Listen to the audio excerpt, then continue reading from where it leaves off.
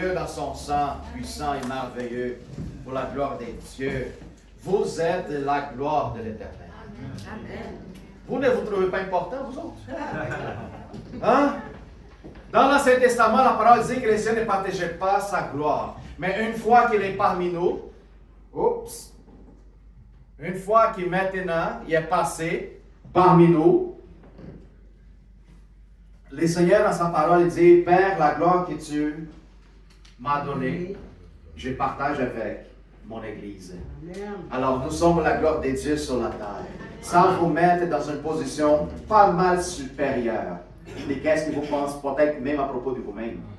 Hein? Alléluia. Alors pourquoi je me rebasserai? Pourquoi je me mettrai dans une position inférieure en tout sens? Qu'est-ce que le monde dit? Qu'est-ce que les voisins parlent? Qu'est-ce que mon père peut-être me classifie tel que personne? Peut-être mes enfants faire avec moi? M'excuse, lâche prise.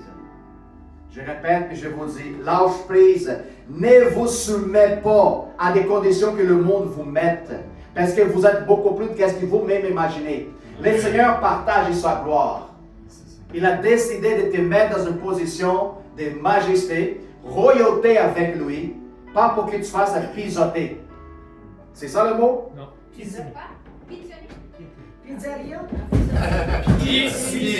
Pétiner. Alléluia. Pétiner par le monde, par les autres, par les diables. Amen. La parole de Dieu, la seule chose qu'il me dit, c'est que moi je marche par-dessus. Amen. Je marche par-dessus le système. Je marche par-dessus de l'ordre de Satan. Une fois que tu atteins cette connaissance, cette compréhension, c'est là que tu vas commencer à servir l'homme. Hein? C'est clair. La bataille spirituelle, elle est évidente, elle est solide, elle est réelle.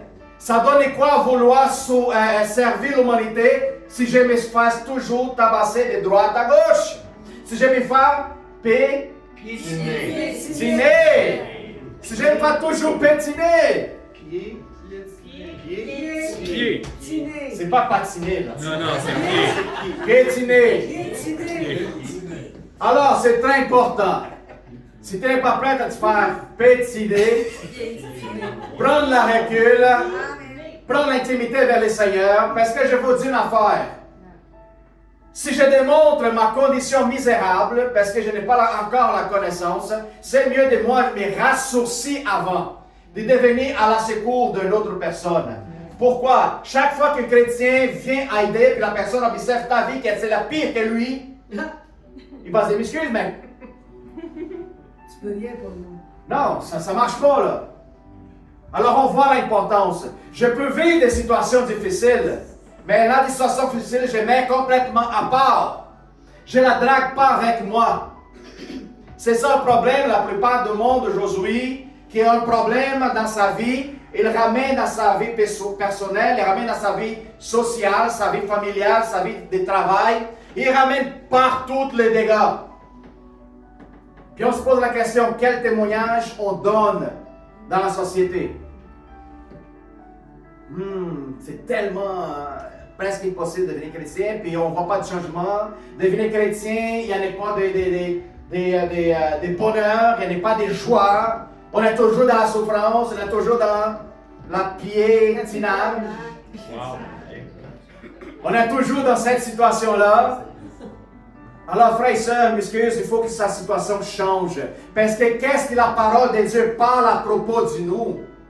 On est censé être la personne, malgré la persécution, malgré les oppressions, nous sommes censés être les gens les plus joyeux et heureux dans le monde. Amen.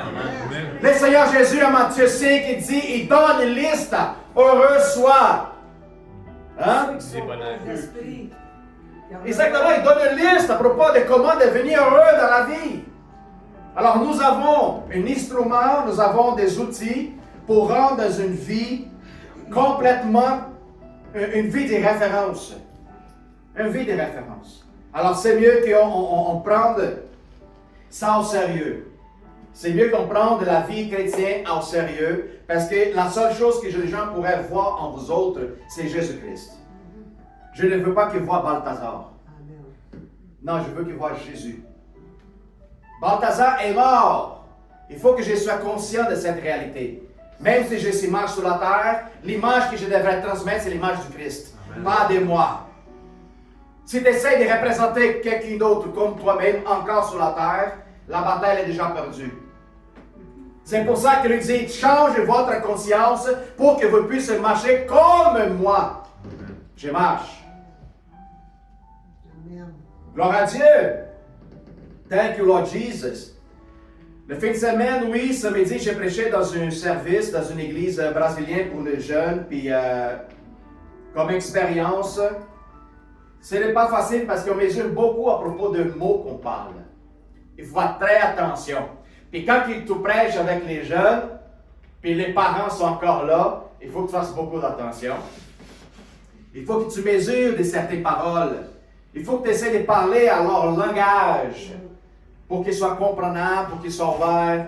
Puis ils sont toujours en train de poser des questions, puis ci, puis ça, puis ça. C'est formidable. Ils sont curieux. Alors, on voit, j'ai aperçu que les Saint-Esprit, la façon comme agissent avec les enfants, c'est... puis ça me fait penser comme Jésus, il ramène les enfants près de lui, les disciples veulent enlever les enfants, puis Jésus dit, oh, laisse venir. Pourquoi? Parce qu'ils sont pas mal plus curieux que vous autres. Les enfants, une fois qu'ils rentrent dans ma présence, ils veulent me connaître plus. Ne sois-je pas gêné de répondre. Leur innocence le ramène à un niveau peut-être plus élevé que beaucoup de vieux chrétiens qui sont enfermés dans leur boîte, qui n'appliquent pas leur foi. J'ai parlé souvent aux filles, quand vous allez à l'école, que vous vous habillez pour se mettre belle, pour se présenter aux garçons à l'école, puis une fille qui s'est levée et dit, hey, je ne me mets pas belle pour les gars, je me mets belle pour Jésus-Christ. J'ai dit, oups, excuse. J'étais content d'attendre ça. C'est merveilleux. Tu sais, on voit l'importance des parents en arrière, des enfants qui commencent à connaître le Seigneur Jésus, comment commencent à apprendre et vivre cette réalité. C'était formidable et spectaculaire, je vous dis là. Incroyable. Alors, nous avons aujourd'hui la présence honorable de pasteur Nick. Hey Nick, welcome. My brother. Yes, Pasteur Nick du Café Second Chance est là pour nous rendre visite. Est venu avec Nadir. Puis ça fait aussi 2 fois que tu viens le vendredi, Nadir. Être béni dans la puissance de Dieu. Gloire à Dieu pour ça. Amen. Si vous avez l'opportunité et la chance d'aller visiter la semaine, si vous avez une pause, les Second Chance Café, entre midi et 2 heures, c'est ça Daniel? 10 heures, entre 10 heures et... Entre 10 heures, ça ouvre, là. C'est ça, entre 10 heures et 1 heure. C'est fantastique, vous allez voir. Je pense que Sylvie aussi, elle va là souvent. 58-50. 58-50, exactement. Gloire à Dieu. Dieu est bon. On a besoin de plus de place et d'espace comme ça. Puis je sais qu'il y a beaucoup des mouvements qui vont là. Puis c'est là que les autres commencent à comprendre et écouter d'une façon différente à propos de Jésus-Christ. Amen. Alléluia. Gloire à Dieu. Alors, je parlais à la fraternité virtuelle. Frères et sœurs, bienvenue par la gloire de Dieu dans notre service de dimanche Jésus ADN. Restez avec nous, connectés, branchés et partagez aussi les liens pour que plus de monde puisse voir dans votre réseau social. Et recevez la parole de vie dans votre cœur et sois guéri au nom de Jésus. Amen. Alléluia. Amen. Gloire à Dieu. Thank you, Jesus. Alors, allons-y voir la parole de Dieu en Éphésiens 3.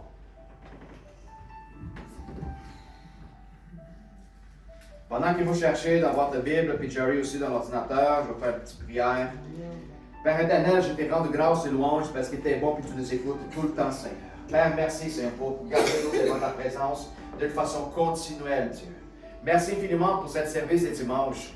Seigneur, on le donne devant toi, Seigneur, pour que les Saint-Esprit puissent prendre la place, les contrôles, puis la domination pleine de notre vie, Seigneur. Saint-Esprit, parle à notre cœur. Parlez, Seigneur, en nous, Seigneur, en train de transformer notre conscience, en train de renouveler sur notre intelligence en toi. Seigneur, que ta parole puisse nous délivrer, nous libérer de tout, Seigneur, les attachements de l'ennemi, les attachements et les oppressions du monde. Parce que nous sommes des enfants de Dieu appelés pour vivre la plénitude et la liberté en toi. Merci, Seigneur.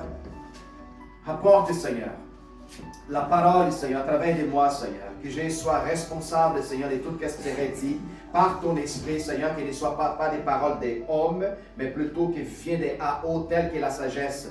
Seigneur, au nom du Seigneur Jésus. Amen. Amen. Gloire à Dieu. Alléluia.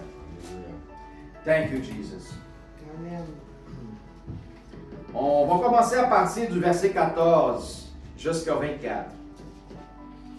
Alors, pour que vous compreniez Ephésiens 3, l'apôtre Paul il commence à parler à propos de la vocation des païens à travers du sacrifice du Christ. Et comment que lui était mis comme apôtre pour servir les païens et propager la bonne nouvelle. D'accord? Ensuite, à partir du verset 14, il nous dit, à cause de cela, j'ai fléchi les genoux devant le Père, duquel tire son nom toute la famille, dans les cieux et sur la terre, afin que vous donne, selon la richesse de sa gloire, d'être puissamment fortifié par son esprit dans l'homme intérieur. Regarde ton voisin, dit l'homme intérieur. Amen. Fortifié dans son esprit par l'homme intérieur. En sorte que Christ habite dans vos cœurs par la foi, afin qu'il était enraciné et fondé dans l'amour. Parlez à ton voisin encore. Racine dans ton cœur. Raciné dans ton cœur. Enraciné dans ton cœur. Fondé dans l'amour. Fondé dans l'amour. Alléluia. Alors, vous puissiez comprendre avec toutes les saints quelle est la largeur, la longueur et la profondeur et la hauteur, et connaître l'amour de Christ qui surpasse toutes les connaissances, en sorte que vous soyez remplis jusqu'à toute la plénitude de Dieu. Parlez à ton voisin encore. Plénitude. Or, c'est lui qui peut faire par la puissance qui agit en nous, infiniment au-delà de tout ce que nous demandons ou pensons. À lui soit la gloire de l'Église en Jésus-Christ dans toute la génération, siècle des siècles. Amen. Alléluia. Alors, de qu'est-ce qu'on parle? On parle sinon de la dimension de l'esprit. On parle sinon dans un autre niveau que l'homme naturel ne comprenait pas. Alors, si vous ne comprenez pas la parole, il faut qu'accepter Jésus. Hein? C'est seulement à travers de l'esprit que la parole nous rapporte révélation. Lire la Bible, c'est une chose. Recevoir des révélations, c'est un autre niveau. Puis c'est là que le Seigneur nous appelle à devenir. Benoît vient de dire, et après il lit ici avec nous autres, tous ceux qui l'adorent, l'adoreront. Ce n'est pas une question de si possible. Non. Il n'y a pas de possibilité si. Toi, tu devrais. Il faut qu'il l'adore en esprit et en vérité. C'est seulement à travers de l'adoration en esprit et en vérité que je puisse recevoir de l'information, révélation, recevoir des discernements, marcher dans les dons de l'esprit, commencer à produire fruits spirituels. Puis c'est là, quand je lis la parole, c'est comme si je mange la nourriture. Ça ne fait plus une question de lire, ça fait une question de se nourrir. C'est seulement à travers de l'esprit. C'est impossible de comprendre l'Éternel si l'esprit ne manifeste pas dans votre vie. Alors, on parle ici à propos d'une puissance qui est fortifiée par son esprit dans l'homme intérieur.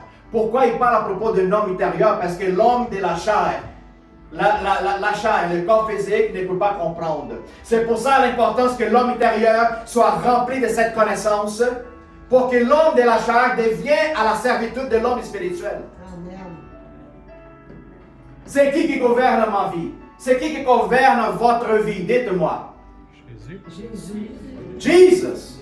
Alors, l'homme spirituel, il devrait être en contrôle, avec la main dans le contrôle de votre vie.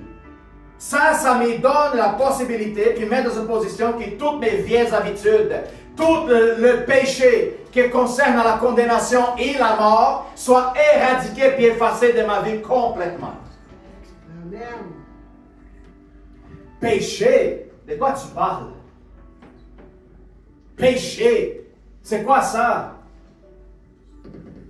Un homme spirituel ne mentionne même pas le fait de pécher. Pourquoi? Parce que je marche dans la gloire, dans la présence de Dieu. Si je mets mon focus, mon pensée et mon intelligence à marcher dans la sainteté de Dieu, le péché, il n'y a pas accès, il place à ma vie. Zéro.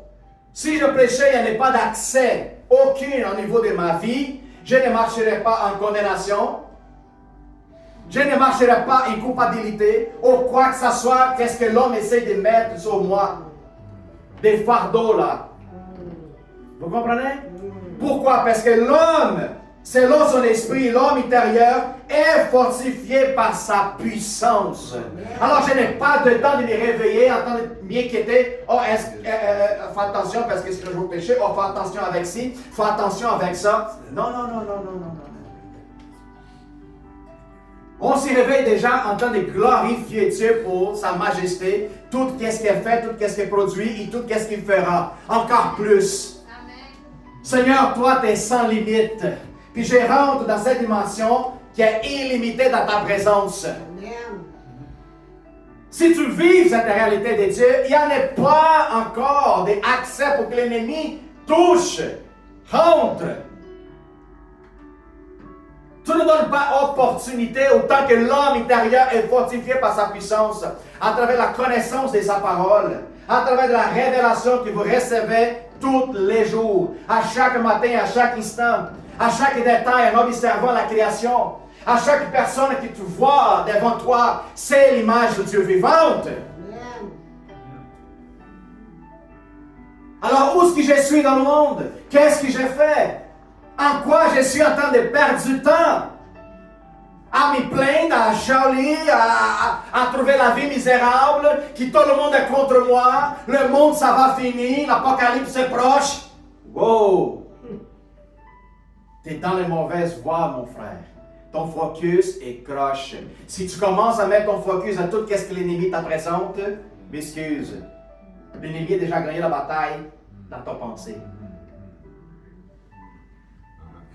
Les pensées basées en moi, c'est des pensées de joie, des allégresses, des bienfaisantes. C'est ça qui devrait grandir comme des branches dans ma tête. Alléluia. Amen. Peu importe la situation, peu importe la condition que vous vivez. C'est pour ça que les gens ici au Canada, aux États-Unis, des pays européens, du premier monde, on voit les gens dépressifs, à base de pilules, anxieux, toutes sortes de malheurs dans la vie. Puis là, les missionnaires qui sont du Canada ou des États-Unis disent, le monde ici, c'est terrible, tout ça. Alors, je vais apporter la bonne nouvelle à notre petit frère qui sont en Afrique parce qu'ils ont vraiment besoin. Puis là, ils prennent l'avion, arrivent en Afrique. Je vais venir parler à propos de l'amour de Dieu, puis tout ça. Puis là, quand on commence à prêcher aux gens, les gens mettent à l'écoute, qu'est-ce que les gens font. Les missionnaires arrivent en Afrique, ils voient que la maison, elle n'est pas de plancher. La maison, les toits, c'est fait en paille. Les murs sont faits avec la boue, mélangés avec du bois. Les gens, ils dorment à terre, en train de vivre les dangers de se faire mordre pour des serpents, des scorpions. Les gens vivent continuellement avec le danger de la malaria. Mais quand les missionnaires arrivent pour prêcher Jésus-Christ, qu'est-ce que les autres ils font? Yeah! What's wrong, man? Puis les missionnaires disent, I don't get it. I don't get it. Nous avons tous, puis on chiale, on s'y plaint. On trouve une excuse pour rendre notre vie misérable, Pendant que les autres là-bas, avec toute la pénurie, tous les besoins nécessaires, quand tu écoutes la parole de Dieu en prêchant les autres, la vie c'est un arc-en-ciel. Les missionnaires arrivent là-bas et disent, je pensais que ce peuple ici était perdu, mais non, ils sont trouvés. Pourquoi? Parce que les autres, l'important, ce n'est pas de l'homme extérieur, comme qu'on voit parfois ici. L'homme attaché à tout ce qui est physique, tout ce qui est matériel. Les autres, il n'y a rien à s'attacher. Puis ça fait toute la différence. Les autres, ils ont déjà grandi avec quoi? Les lâches prises. Pourquoi? Il n'y a pas de question à s'attacher parce qu'il n'y avait rien du tout. Oui, parce que ça, c'est pas mauvaise. Mauvaise peut-être dans ta perception charnelle. Puis on pense que c'est mauvaise. Les autres, tels qu'hommes intérieurs, sont déjà remplis de l'Esprit de Dieu. Parce que les autres ne peuvent pas se méfier au gouvernement, les autres ne peuvent pas se méfier aux voisins, ne peuvent pas se méfier à personne. La seule chose quand ils rentrent dans leurs besoins, c'est de mettre les genoux à terre et parler avec notre Père Céleste. Puis ici, quelque chose qui arrive avec la personne, elle appelle le voisin, appelle le gouvernement, appelle la police, appelle le voisin, appelle le pasteur. Hey, laisse le pasteur dormir, là, s'il vous plaît. Laisse dormir, come on! Thank you, Lord. Amen. Alors, cet réveil, il n'y en a pas dans une église, ce n'est pas dans un pays qui vous l'allez chercher. Cet réveil, ça se passe en vous. Même que le monde entier est à endormir, moi je suis réveillé dans l'esprit. C'est ça la différence. Je partage souvent avec les gens qui arrivent ici parfois, première fois, vendredi, ils viennent parler à propos de leur vie, tout ça, j'ai dit, ok, parle, continue, parle, oui, continue, parle. Puis quand je commence à parler à propos de qu'est-ce que j'ai passé, qu'est-ce que je m'occupe, puis tout ça, je dis, ok, je pensais que moi j'étais mal. La personne, oh, je pensais que moi j'étais dans la difficulté. Je dis, non, tu n'as aucune idée c'est quoi. Tu n'as aucune idée c'est quoi vivre dans la difficulté. La difficulté, est-ce qu'elle c'est un fait réel avec Dieu? Est-ce que la difficulté c'est un fait réel avec Dieu? Non. Non! Il n'y a pas de difficulté. Les psaumes en 23, ils nous parlent, même que je marche dans la vallée de l'ombre de la mort, tu seras avec moi. Je ne craindrai pas le mal. C'est dans cet niveau et dans cet état des niveaux spirituels qu'on devrait être continuellement consciente.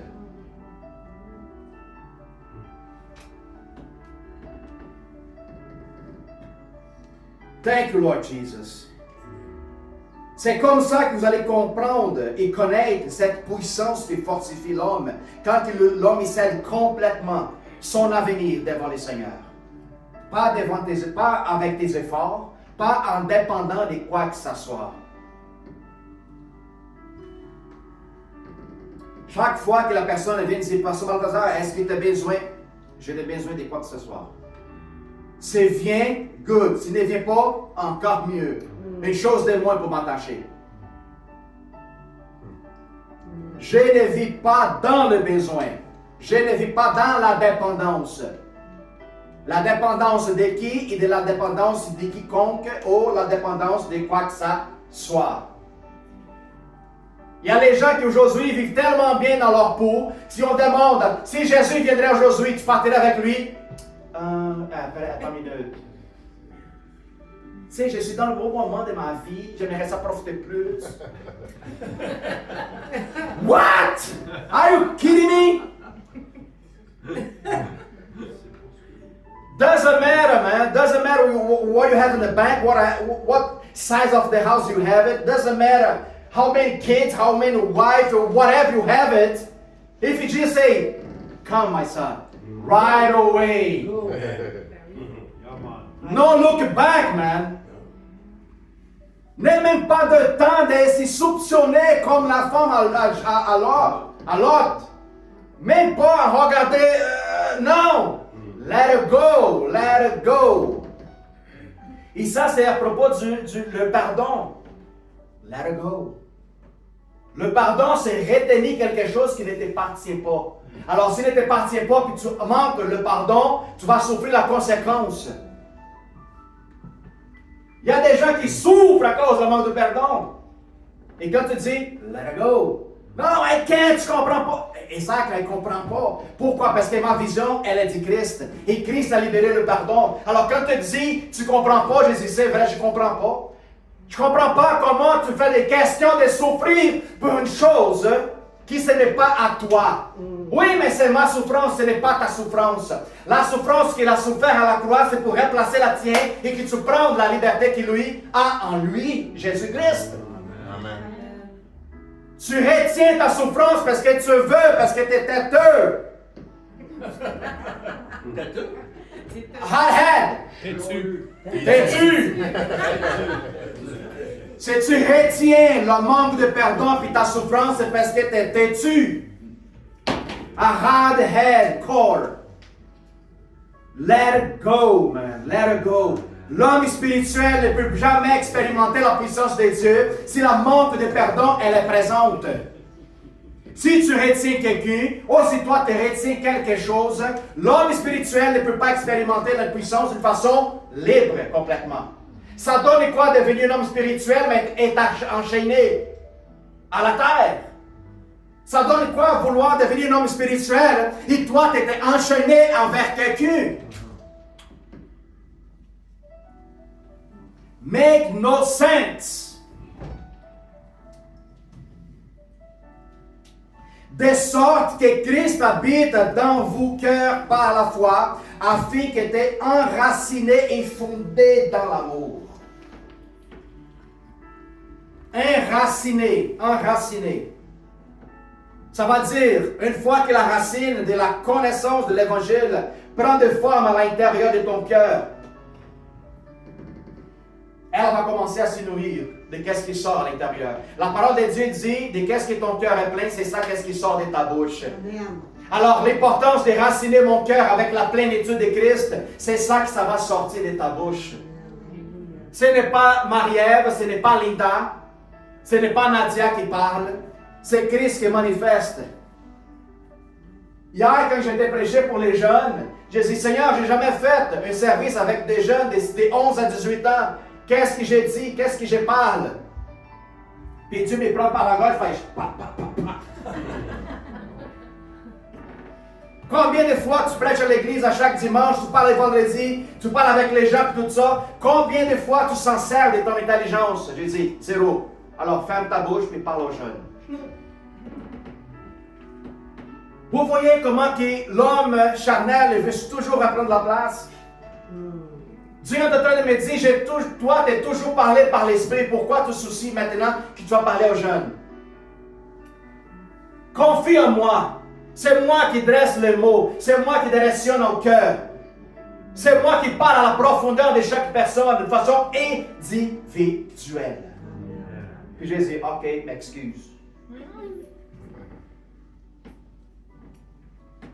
Puis c'est ça que vous ne devrez pas avoir peur. Pour être timide, pour parler. Parce que ce n'est plus à propos de vous, ce n'est pas à propos de moi, c'est toujours à propos de lui. Oui, pasteur, mais si je parle quelque chose que ce n'est pas supposé, oh, écoute, lui est aussi grand et puissant pour régler ton petite erreur.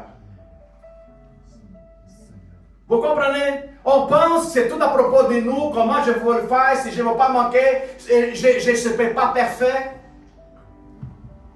Le Seigneur ne nous appelle jamais à devenir parfaits. Il dit, ne cherche pas la perfection, plutôt cherche cette direction. Quand tu marches dans la direction, la perfection elle va devenir, même si tu ne veux pas. La direction, c'est la sainteté. Holiness and perfection. Hallelujah. Alors, enraciné et fondé dans son amour. Va venir les tremblements de terre, va venir les vents qui soufflent si fort, des tornados et toutes sortes des accidents ou des situations dans votre vie. Si l'arbre de la vie, qui c'est Jésus-Christ, elle est aussi racinée dans ton cœur, elle va être secouée d'un côté de l'autre et tu ne tomberas pas. C'est ça l'importance. Pasteur, comment que j'ai nourri ce petit arbre, c'est Jésus, pour qu'il grandisse et qu'il devienne inébranlable dans mon cœur? Nourriture spirituelle.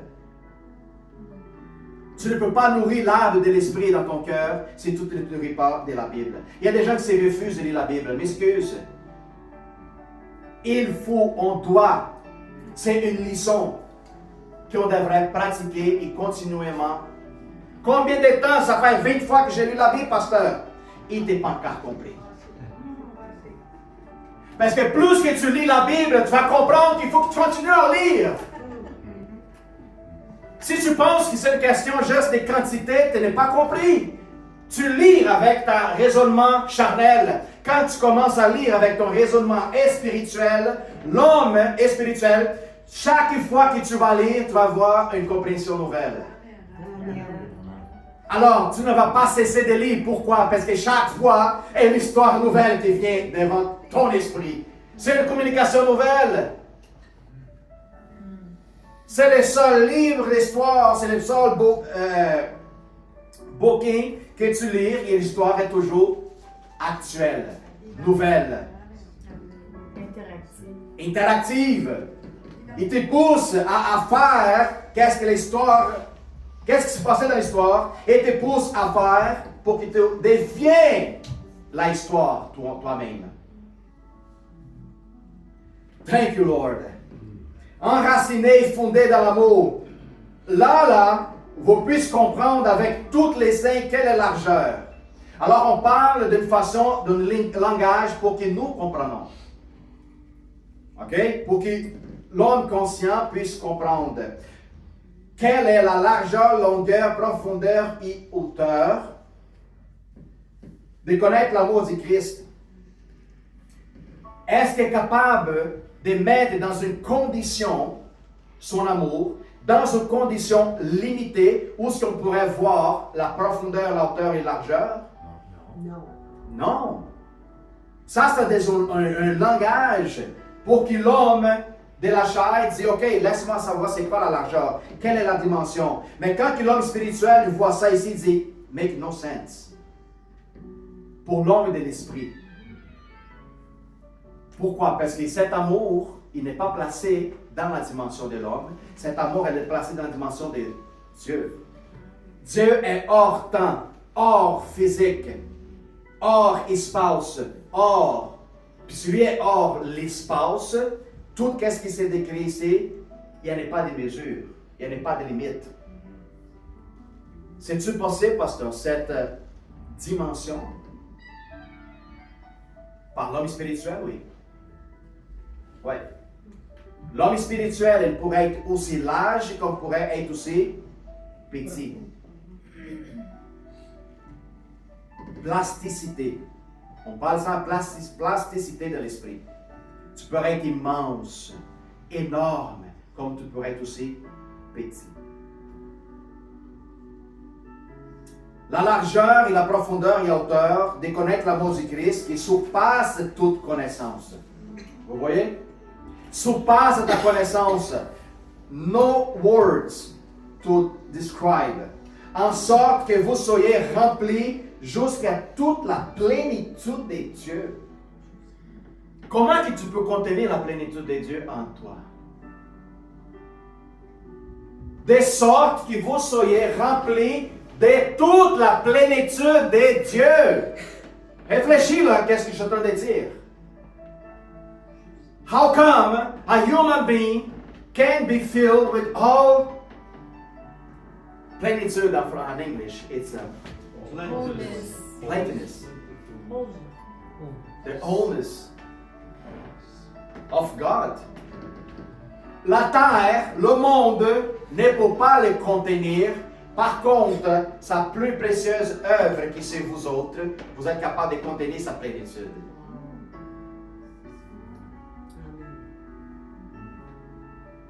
Allons-y boguer notre connaissance. Hein? Là, quand tu commences à penser de même, ton raisonnement humain, charnel, limité, pouf, disparaître.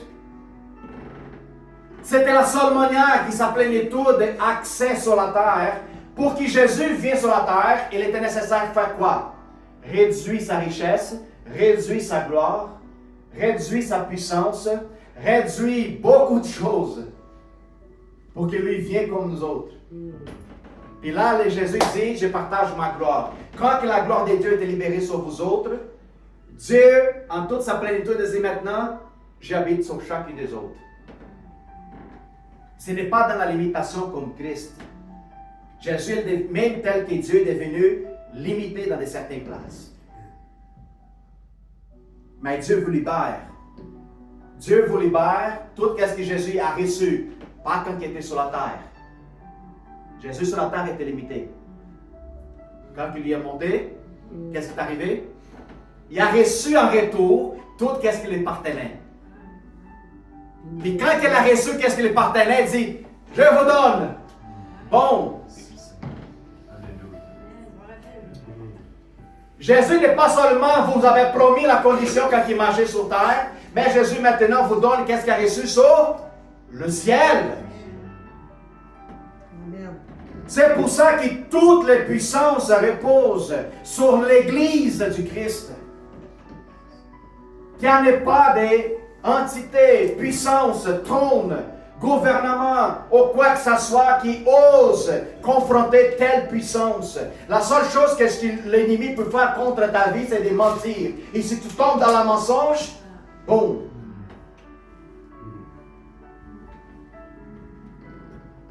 C'est pour ça que ce monde dans lequel nous vivons, la loi ici qui vit, c'est deux lois. La peur et la mensonge. Si tu donnes accès à ces deux choses-là, tu es fini. La peur qui est contre la vie, qui ramène à la mort, c'est la peur. Et la mensonge qui est contre la vérité. Alors, c'est les deux opposés. Les deux opposés. En quelle place je suis présentement? Quelle place? Je vis la vie qui n'est pas la mienne, mais c'est la vie du Christ. Puis je ne vis plus à la mensonge que j'ai croyé auparavant, mais je vis maintenant dans la vérité. Amen. Je vis dans cette vérité. Si vous êtes dans cette vérité, personne ne serait capable de vous tromper. Personne ne sera capable de vous piétiner. Il faut que je l'écris, attends. Piétiner, piéger, puis tout ce qui finit par. Commence par pays. Hey, écoute, ça rentre pas, là, qu'est-ce que je fasse? Ça rentre pas! Parce que je parle avec la bouche, pendant les pensées, bien autre chose.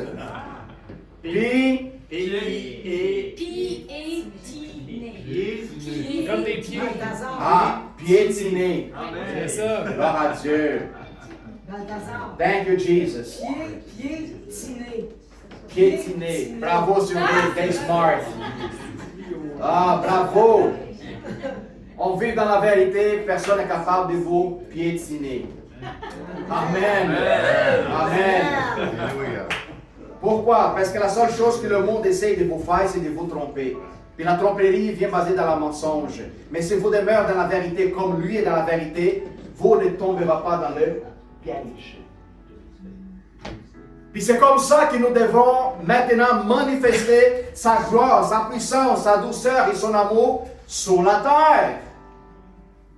Quelqu'un qui vit, on connaît très bien que le monde spirituel est réel, est tangible, est palpable, est évident, est visible dans certains cas. Mais beaucoup du monde qui vivent dans l'ombre parce qu'ils ont peur des démons, ils ont peur des entités, ils ont peur des diables. Il y a bien des chrétiens qui vivent à l'obscurité parce qu'ils disent si jamais j'ai fait quelque chose, lui va m'attaquer. J'ai déjà entendu plusieurs fois, laisse-moi tranquille. Comme ça, si je suis tranquille, je ne vais pas déranger l'ennemi. Les gens ils pensent que dans cette idée enfermée, c'est comme ça que la bataille spirituelle fonctionne. Si tu restes sans rien faire, le champ de l'ennemi avance.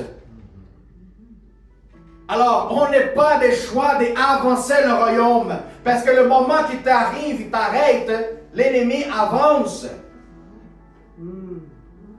Alors, les champs de bataille, elle est continuelle, même pendant votre sommeil. Il y a des certains ici qui ne connaissent même pas, mais le Seigneur vous utilise pour les batailles spirituelles. Mais comment que je veux le savoir? C'est mieux que tu ne le saches pas. Sinon, tu serais effrayé avec des choses que vous allez voir, des choses que vous allez expérimenter en esprit. Le Seigneur a besoin de ton âme, le Seigneur a besoin de ton âme renouvelée pour qu'il puisse combattre ici sur la terre. Amen. Est-ce que tu es rêvé ce soir? Je ne rêve jamais. Il y a quelque chose qui se passe. Peut-être les rêves qui n'étaient pas révélés, peut-être c'est mieux comme ça. Des choses que tu n'étais pas censé de voir encore.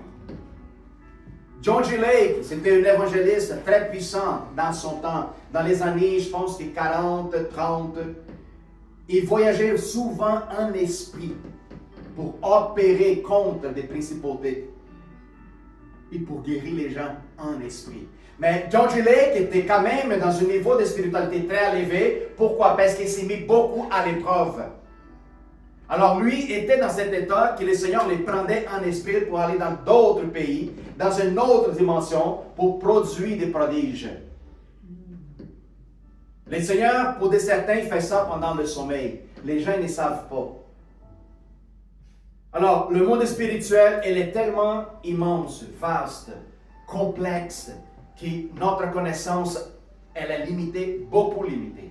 Quand on parle à propos d'un Dieu puissance et que toute la dimension de Dieu, elle est déposée à l'intérieur de vous autres, tes raisonnements humains, ça fait comme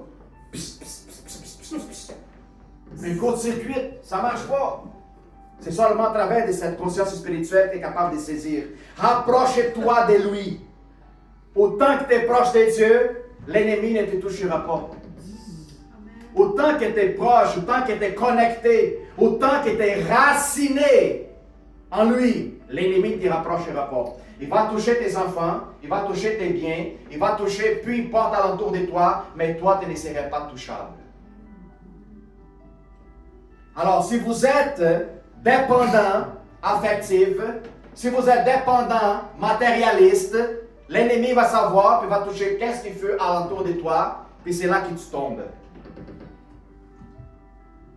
C'est important. Pasteur, je suis très fort, je suis un guerrier spirituel.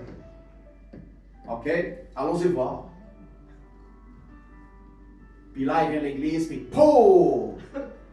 Un pneu, il pète. Puis là, il commence à charler, à se faire. Bon, qu'est-ce qui se passe? C'est juste un pneu. Qu'est-ce qui se passe? Puis on voit déjà. Ça, ce n'est pas juste pour qu'est-ce que tu dis, qu'est-ce que vous êtes, c'est qu'est-ce que vous allez démontrer en fait. Les gens ne sont pas jugés parce que la couleur, les statuts sociaux, non. Les gens sont jugés par les actions. Pour leurs réactions. C'est ça. C'est pour ça que les gens ils demandaient souvent à Jésus, faites beaucoup de miracles. Les pharisiens disent, fais encore des miracles pour qu'on croie que tu es le Fils de Dieu. Jésus était en résident, je ne ferai pas de miracles. Le seul miracle, c'est là des Jonas. Qui ça va être tout suffisant pour que vous soyez condamnés à travers de cette évidence.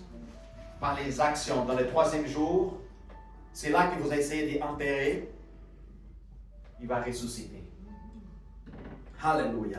Alors, connaître l'amour du Christ, laquelle nous serons remplis de toute sa plénitude. C'est lui qui peut faire par la puissance qui agit en vous.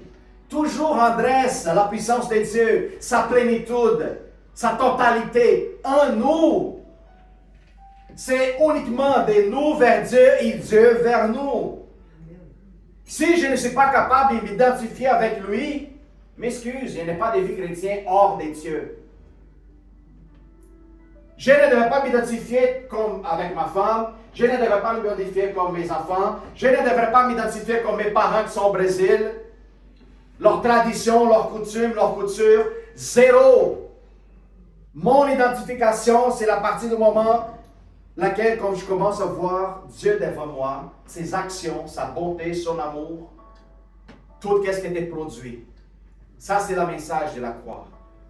En sachant qu'au moment que j'étais censé être condamné, il lancé dans le feu, le lac de feu, lui est venu pour me restaurer. Je prendrai ta place. Je prendrai tes fardeaux, je prendrai ta condamnation, je prendrai tes douleurs, tes souffrances, tes échecs. Puis chaque jour, je te donnerai une nouvelle opportunité de recommencer. Amen. Là, il n'y en a pas d'autre référence majeure dans ma vie que celle-là qui a tout donné pour moi.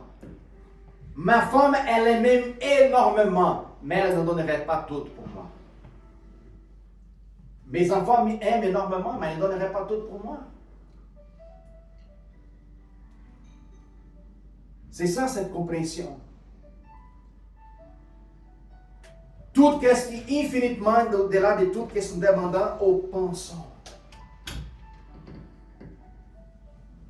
Devant votre demande envers Dieu, qu'est-ce que vous n'avez pas encore reçu de lui?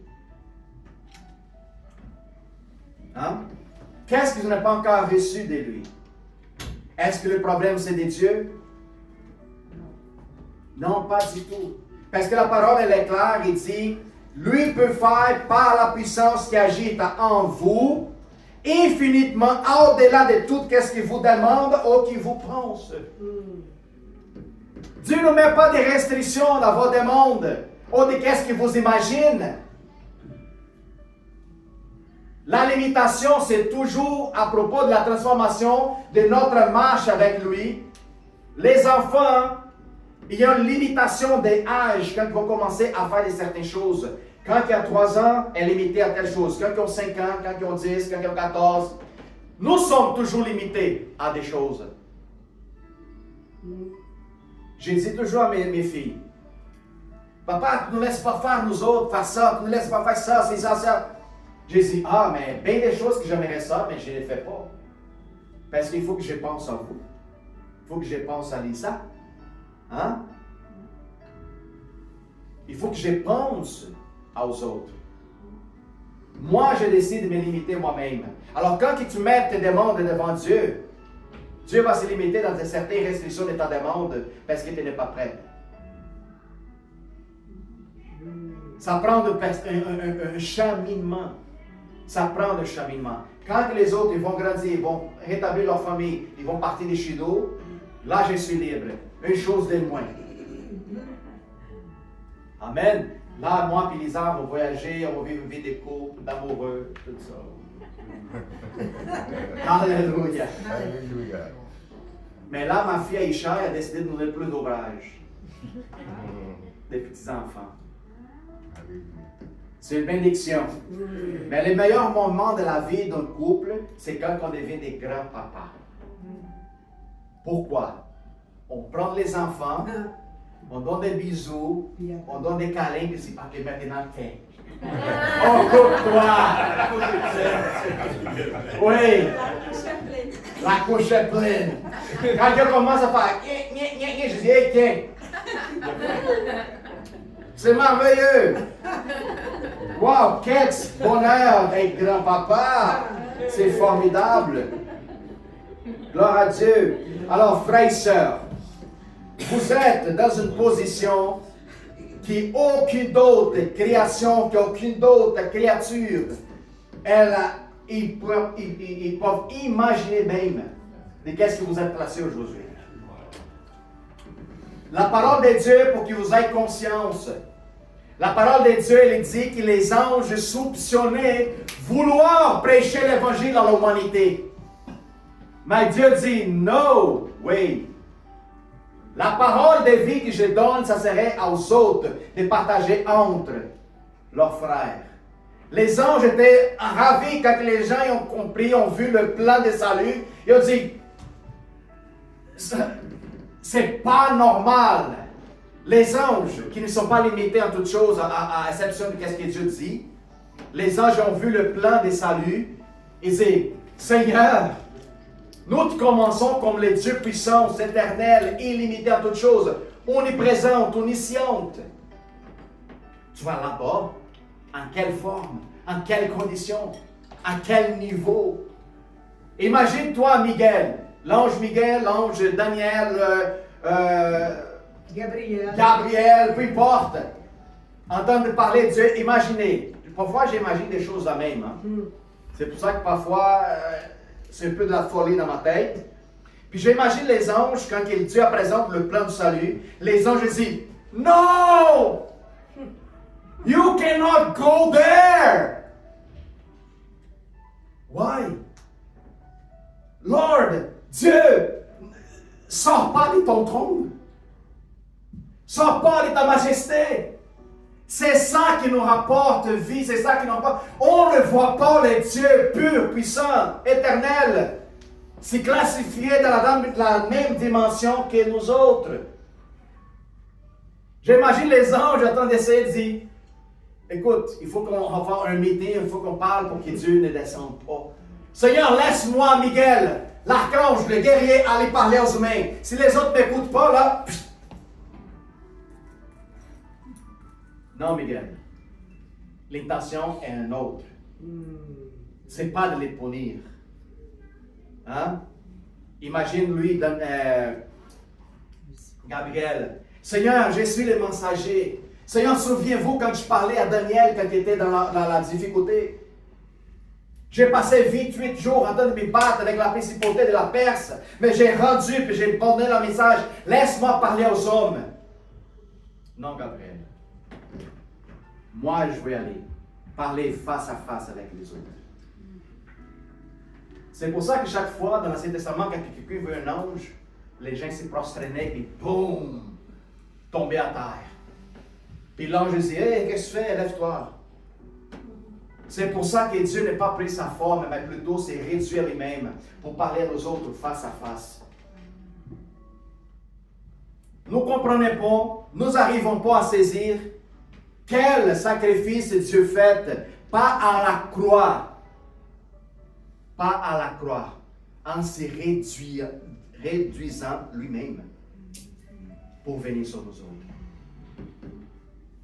Être humilié par la création, craché en face, fouetté par sa propre création. C'est quoi ça? Imaginez-vous la milice des anges. Voyez Jésus se faire fouetter, puis les autres en arrière disent, donne juste une ordre. Fais juste dire, éliminez tous. Donne juste une ordre. Imaginez-vous la pression des anges en train de voir Dieu se faire fouetter, couronner, humilier, cracher, battu, piétiner. Imaginez-vous la milice du Seigneur en train d'être, donne juste une ordre, Seigneur, juste une ordre. On n'est pas capable de voir qu'est-ce qu'ils sont en train de faire avec toi. Saisis l'idée, l'information. Essaye de comprendre. Ce n'est pas juste la croire. C'est de se réduire de son état primaire, éternel, à quelque chose de limité. À se laisser battre. À se laisser humilier. Limiter sa puissance, son pouvoir. Ne pas pouvoir être partout en même temps.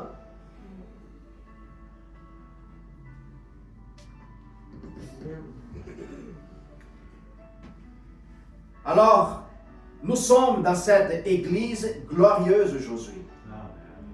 Lui, il a tout souffert pour que moi et vous autres ne passions pas par là dans cette condition-là. Lui, il a tout réduit, il s'est limité pour qu'en toi, il n'y en ait pas de limitation. Tout ce qui s'est passé avec lui, vous voyez de façon contraire par rapport à toi. Il s'est limité pour qu'il n'y ait pas de limitation. Il réduit sa gloire pour que toi reçoives sa gloire. Il a limité sa richesse pour que toi sois riche en lui.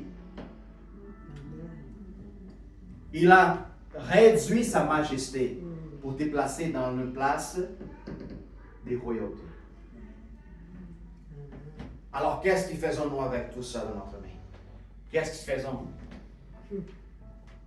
C'est pour ça que quand je vois un chrétien qui chale, j'ai envie de... explosé. No make sense at all.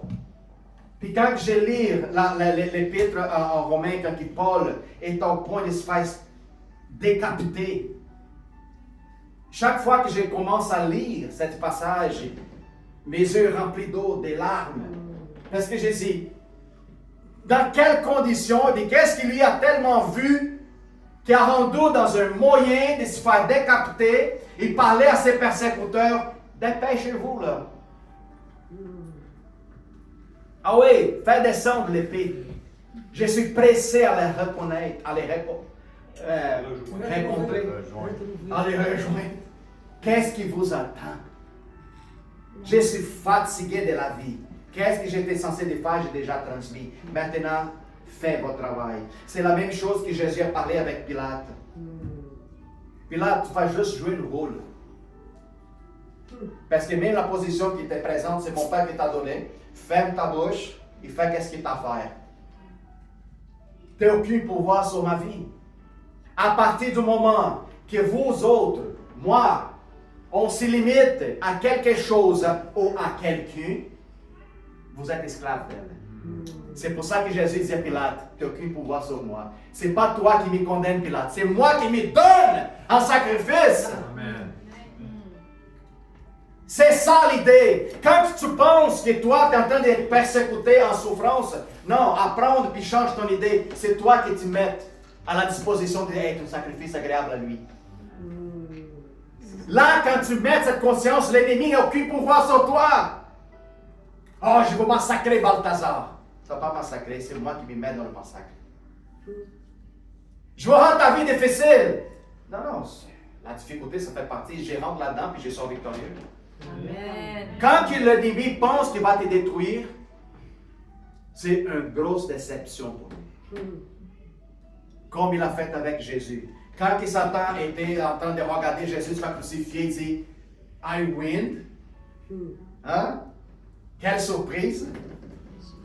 Quelle surprise qu'il y a eu! La parole de Dieu dit que si Satan il savait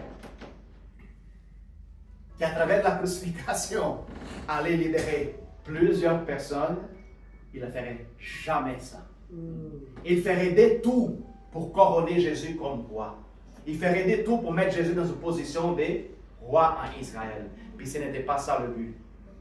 Jésus n'est pas venu pour que toi prennes cette position d'orgueil charnel, des présomptions humaines, pour quoi que ce soit que la chair peut manifester. Non, plutôt pour te réduire, pour que lui te fasse grande en lui-même.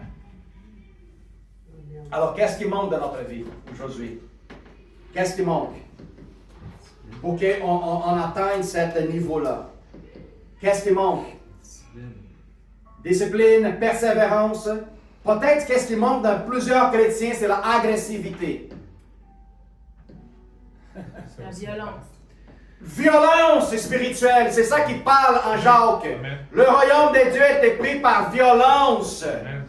pas par douceur. Non. Quand tu traites avec une autre, ou même, tu traites avec les douceurs. Je parle, frère, qu'est-ce que tu as besoin, que je vous prie pour toi, puis tout ça. Mais le discernement spirituel, ils savent que la bataille est en arrière. Alors, je traite avec douceur, avec amour, gentillesse. Puis quand je la laisse, là, l'homme vrai se manifeste. L'homme des puissances. Les lions commencent à bouger plus fort. C'est là que l'agressivité de l'espirituel se passe. Quand on vient ici mardi, pour ceux qui n'ont jamais venu, pensez-vous que Françoise, Nadia, pensez-vous que nous autres sommes comme ça?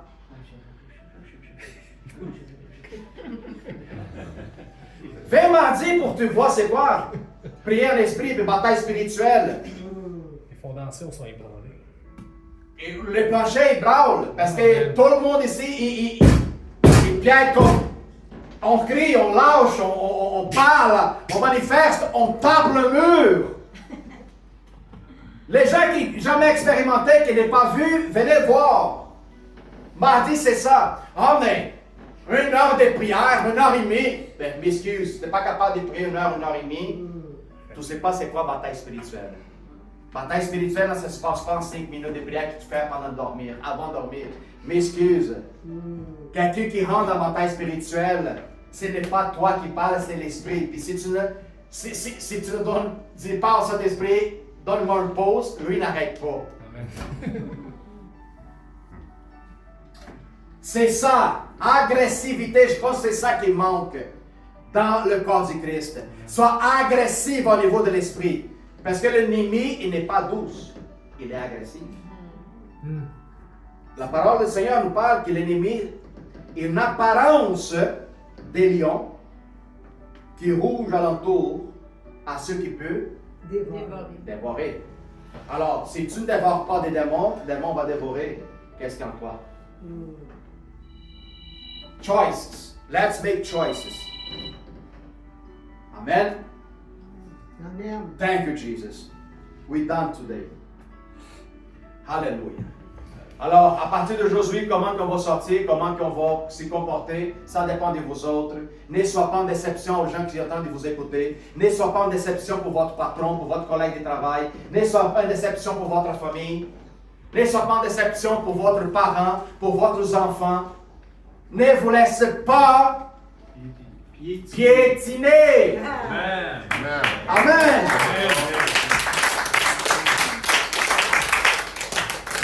Sors l'épée, il coupe de certaines têtes. Gloire à Dieu. Amen. Merci tout le monde, au nom de Jésus, pour toute la gang qui est en Facebook, en train de regarder, en train de recevoir le message. Au nom de Jésus, ne vous laisse pas piétiner. Au nom de Jésus. Puis sois béni, puis à la prochaine, au nom de Jésus. Amen. Amen.